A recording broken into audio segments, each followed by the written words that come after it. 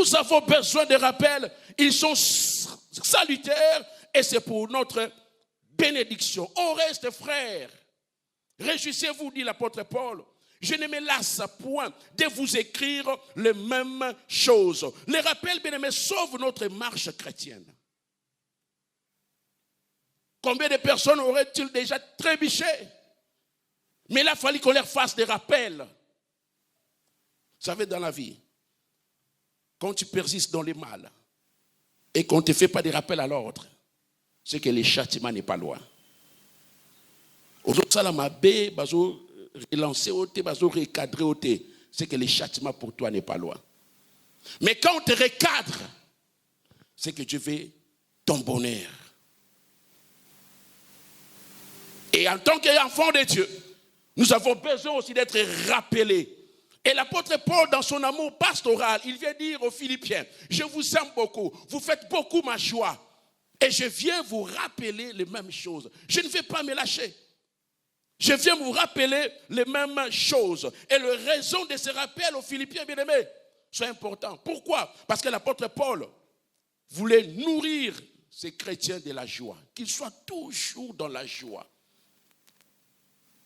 Philippiens 3:1, réjouissez-vous dans le Seigneur. Il vient dans 4:4. Je le répète, dans cette épître, Paul insiste sur les répétitions.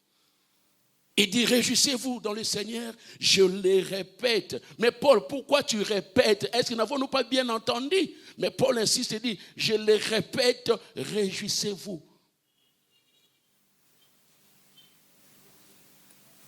Le fait de te rappeler une chose, bien-aimé, une manière d'attirer ton attention d'une manière particulière sur la chose en question. Pourquoi Paul faisait-il ces rappels? Parce qu'il voulait protéger l'église de Philippe des dangers, des faux enseignements.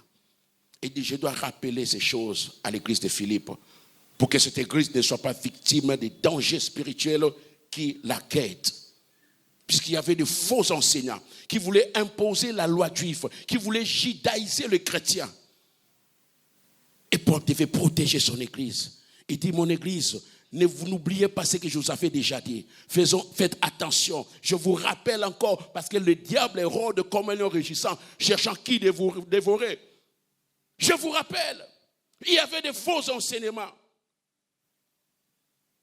de faux docteurs que l'apôtre Paul appelle des chiens et de faux circoncis.